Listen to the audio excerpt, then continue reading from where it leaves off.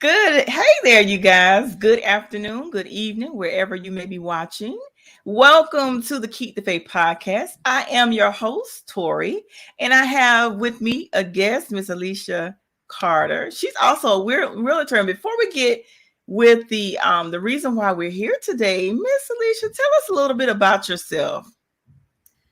So, of course, my name is Alicia Carter, formerly Alicia Taylor. So I go by Alicia T. Carter. I am originally from St. Louis, Missouri. I've been in South Carolina since 2010. I took a step out on faith, and it was one of the best decisions I've ever made in my life.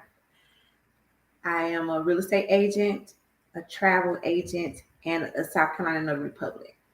I also do some baking on the side. I love to bake. I love to cook. I love making people smile with my food. And I'm married. Been married for 3 years. We have 5 children together, 9 grandchildren. Oh, Yeah, I think so. It may be 8. I don't know. I lost count. I know I have one on the way though too. So, but congratulations. And I am organizing a breast cancer walk next week, and I'm so excited. And of course, you guys know that October is Breast Cancer Awareness Month. So that is actually why we're here. We actually are here to talk about the breast cancer walk, which is going to be on next Saturday. Matter of fact, tell us a little bit about the tell us about what's going to take place next Saturday. So next Saturday we'll start on-site registration at 7:30 a.m. You can also register on Eventbrite. Prior to the event, we'll start off at 8:30 with prayer by Reverend Cookie or Reverend Sandra Carter at 8:30 a.m. And then Miss Akiana Planter is going to warm us up before that. And we'll actually start walking at 9. The walk will take place at 145 East Chevy Street. We'll be in the vicinity of the DHEC Department of Mental Health, downtown Florence. So you can enter from Chevy Street and park on the parking lot there. And we'll also have parking at the BTC building. And we'll walk around down Dark and back around Baruti and Railroad Way and around, I think it's 3.5 times or 3 times to get the 5K/3.1 miles. So we'll have a bouncy house for the kiddies. It's a Barbie and Ken theme, pink and blue. So we plan to paint Florence or this downtown Florence pink and blue. Barbie will be there. I did get Barbie. Ken won't be able to make it, but Barbie's a star anyway. So we'll have health screenings by Revived Medical School or medical training facility. They'll be doing blood glucose screenings, blood pressure monitoring, and vitals. The Florence Fire Department will be there. So we're going to have a nice time.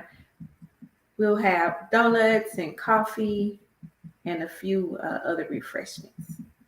Okay, let me ask you this question because, of course, for me personally, I have close friends, family members. I have a close friend that's actually, I have a close friend that have battled with cancer. I have relatives and friends that have actually transitioned from cancer.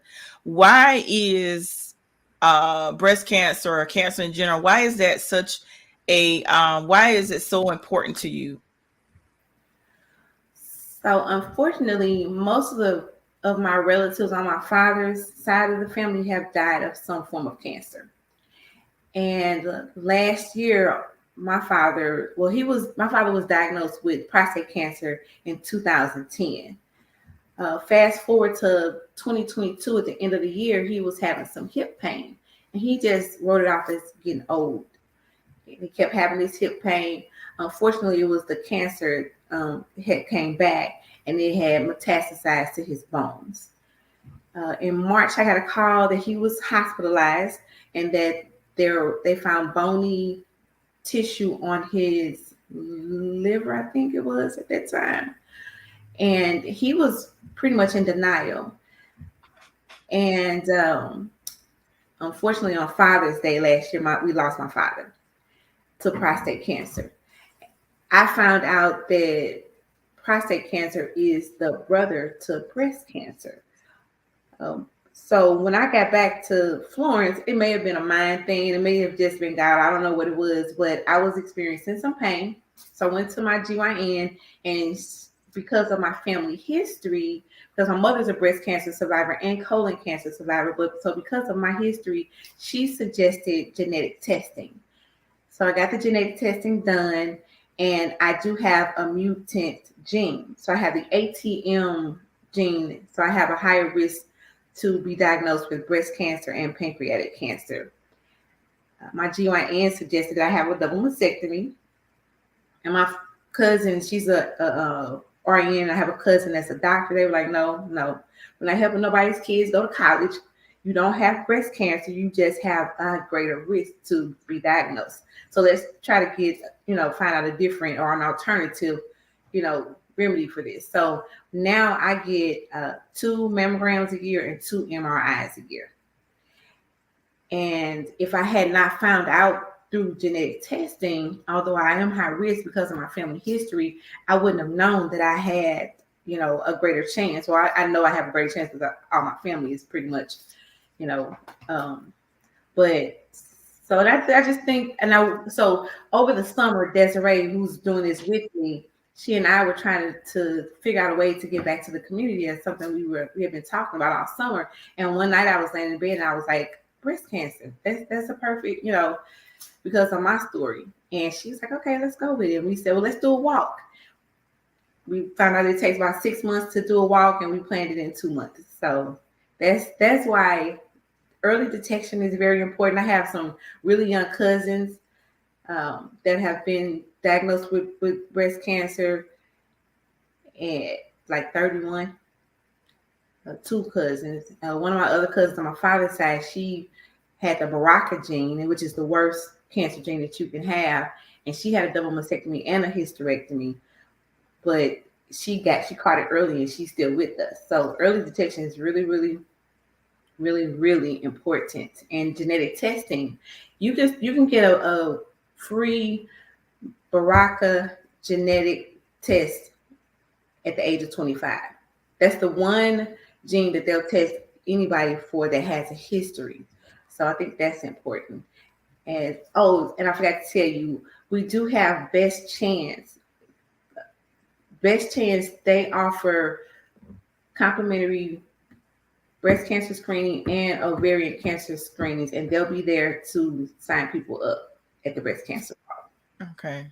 That sounds good. Now, let me say this. What encouraging words would you give to women as well as men that may not want to go to the doctor? Because just like which I've discovered over the past 2 years, just like women, men can also suffer from breast cancer as well. So what words of encouragement would you give to men and women that don't like to go to the doctor? Because you know how we do. I mean, I'm guilty too. But even though I do get my mammograms, but not everybody want to go to the doctor. What words would you give to men and women to encourage them to get the testing which is necessary to detect the early signs of breast cancer and any other type of cancers? Because men don't like. I've talked to some men that don't like to do the prostate check. I talked to men that don't like to do the colonoscopy. Mm-hmm. They don't like to do that. So what would you say to those people that do not like to go to the doctor? Most of the reason that I do anything that I do is because of my why. My why is my children, my grandchildren, my husband, my family. And if you want to be here for them, the best thing for you to do is to go. I experienced lots of obstacles trying to coordinate this whole event, but every time I reached a hurdle, I ended up talking to somebody that's fighting breast cancer, and they were like, "Do it, Alicia, do it. We need for people to do this. So go ahead, just keep fighting. You'll do it. You'll get it." So, one night I was scrolling Facebook because that's what I do late at night, but I've learned to meditate now. But anyway, I was scrolling Facebook one night and I saw this lady drinking this soursop tea. and she was saying how it helped cure her cancer. And I sent it to my children's cousin who's battling breast cancer right now. She was diagnosed at the age of 28. Right now, she's in stage 3 breast cancer, and we were waiting for the test results to see if it had spread to her um, esophagus because she was having a lot of pain in her throat, but we're waiting for the results for that. But when she was diagnosed at 28, she refused to get the double mastectomy. And here we are today, and she's in stage 3. She didn't want to get the mastectomy because she didn't want for people to talk about her, and she didn't know how other people would feel about her. But when you're faced with something like this, it's not about other people; it's about you and your loved ones. That's what you have to think about. You just have to think about your loved ones and how it would affect them if you're not here. That's what encouraged me. Because my cousin asked me, she said, if you're not going to get the double mastectomy, why did you go get the test? I said, well, I want to know, so I can do other measures to prevent me from, early or to get early detection or to get, the early detection that there's so much needed. So she was like, yeah, I think you should just get a double mastectomy. I was like, no, ma'am. I'll reach that. I'll cross that hurdle when I get to it. Right. That is good. And I pray for your relative that's battling that now, that, because God is able, he's a healer. He has the final say. So I pray that, she lives a long, healthy life, because we serve a suddenly type of God. Absolutely. The doctors don't always know. So I will keep her lifted in prayer. Once we get off the air, then I will ask you her name so I can personally submit, intercede for her in prayer, because I believe prayer changes things. So I will definitely be interceding for her. Okay. As well. But thank you once again for stopping by. But tell again about the date, the time. Oh, let me ask you this. What I thought this was so cool. I never heard of this before. I was telling Tanya that I do the podcast, we collaborate with on her podcast, Noonday My Time podcast. I've never heard of this type of walk before, and I thought it was so cool how it's called the Barbie and Ken affair. I think that is so cool how you do the pink and the blue. What made you guys come up with that concept? I love that idea. It's so beautiful.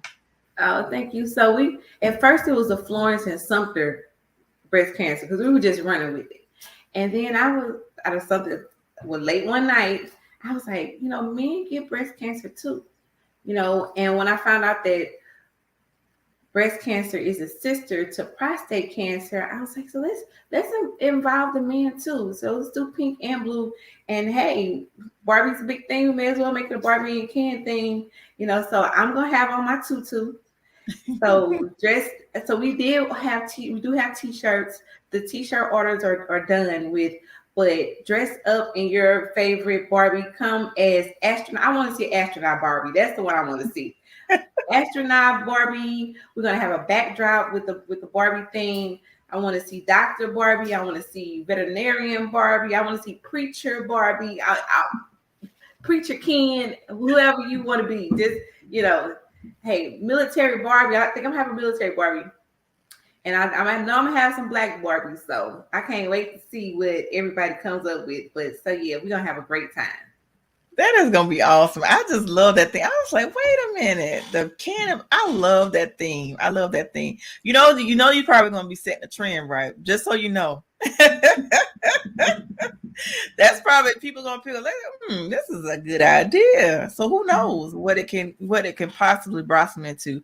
But tell everyone once again the date, the date of the event, the time, and how early, if they haven't done so already, to register, how early they can register the day of.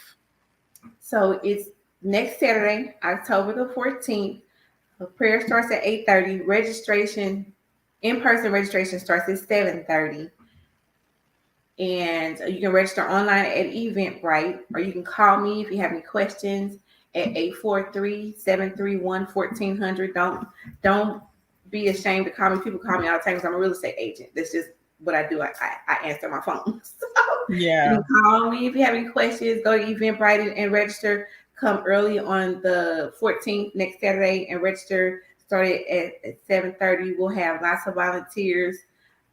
It's been amazing how many people I've had people reach out to me. Hey, you doing a breast cancer walk? I need some hours for community service? Can I help? I'm like, okay, sure. Right. Yeah, come on. So, yeah. And my That's church awesome. family helping New Ebenezer Baptist Church. We got a whole crew, and we can't wait to see you and you and you and you and your Barbie and Ken stuff. That's awesome. Well, I know it's going to be a huge success. I'm looking forward, and make sure you guys take, which I'm sure you will, take plenty of pictures and post them, and so I can actually share them on all of my social media platforms. But I applaud you for everything that you're doing, not only with the breast cancer walk, but everything that you're doing in the community. And also, guys, like she said, she's also a realtor. So if you're in the market to purchase a home, give her a call. So I Yeah. want you to post that information, that link to Eventbrite, post it in the comments so people can contact you and also get registered prior to the event. And like she said, the day of, if you don't register prior, you can register as early as 7:30 a.m. Saturday morning, October the 14th. And And go ahead. we're also having a silent auction. I haven't figured out how we're going to do this silent auction. Maybe so. I have we're auctioning off a night in Florence. So we have a one night stay at Hotel Florence, $100 gift card to Victor's. We have Coco Bella this coupon. We have edible arrangements, Little Jazzy's, Lula's Coffee, and a couple other gift cards. We're going to be auctioning off that in a package, I think, or maybe individually. I haven't. I got all these gift cards. I'm like, thank you, and I don't know what to do with them. So, so Wow. yeah. So Hmm. maybe we can collaborate and see how if we can do a silent auction or something. Just yeah. We So haven't it'll figured. be, so the silent auction will be that day, right? Or I don't know. What do you think? I don't know. I haven't figured it out yet. okay, we'll talk about this off air. We'll figure something out. But you guys, whatever we decide to do, we'll make sure we post it on our social media platforms, because that could be something that could be done actually separately. It doesn't have to necessarily be done that day. But if you want to, we can do it separately. It's totally up to you. But we'll talk about that off the air. Okay. But thank you, like I said, thank you for everything that you're doing in the community. What are some of your final words that you like to share before we end the podcast?